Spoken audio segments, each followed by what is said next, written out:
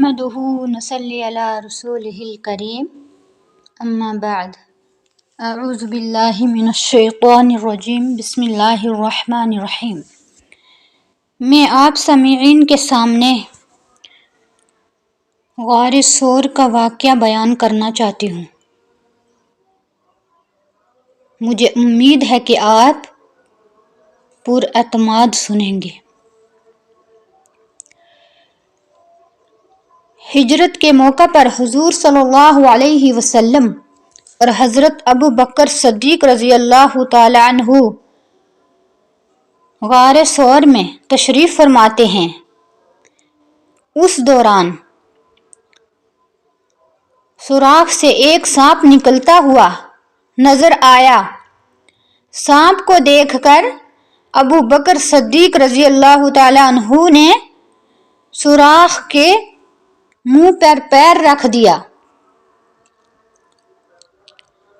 سانپ جب نکل نہیں سکا تو ابو بکر صدیق کے پیر میں ڈسا۔ جب حضور صلی اللہ علیہ وسلم کو پتہ چلا تو ابو بکر صدیق سے فرمایا کہ پاؤں ہٹا لو۔ بتایا جاتا ہے کہ سانپ حضرت عیسیٰ علیہ السلام کا امتی تھا، جس نے حضرت عیسیٰ علیہ السلام سے درخواست کی تھی کہ میں حضور صلی اللہ علیہ وسلم سے ملاقات کرنا چاہتا ہوں۔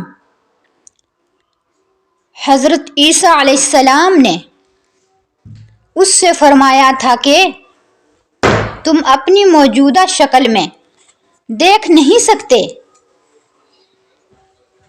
اس لیے بذریعہ دعا اسے سانپ بنا دیا گیا اور کہا گیا کہ غار ثور میں چلا جاؤ۔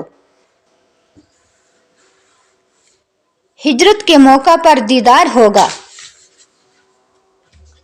حضرت موسیٰ علیہ السلام کا جو امتی تھا، اس نے یہ التجا اور یہ امید کی کہ ان سے کہنے لگا کہ اے موسیٰ علیہ السلام، میں نبی کریم صلی اللہ علیہ وسلم کا دیدار کرنا چاہتا ہوں۔ تو اس وقت انہوں نے فرمایا کہ اس وقت تک تو تم زندہ نہیں رہو گے، تم کیسے ان کا دیدار کرو گے؟ تو موسیٰ علیہ السلام نے اس اپنے امتی کے لیے دعا فرمائی اور اس کو سانپ بنا دیا۔ ان کی دعا قبول ہوئی اور وہ سانپ بن گیا۔ تو اس وقت غار ثور میں جب نبی کریم صلی اللہ علیہ وسلم ہجرت کے وقت جب اس وقت پناہ لی نبی کریم صلی اللہ علیہ وسلم نے، اور حضرت صدیق اکبر ان کے ساتھ تھے،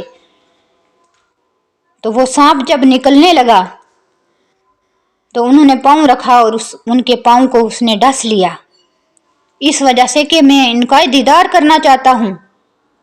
تو نبی کریم صلی اللہ علیہ وسلم کو بذریعہ وحی بتلا دیا گیا کہ یہ جو سانپ ہے یہ حضرت موسیٰ علیہ السلام کی امت کا تھا۔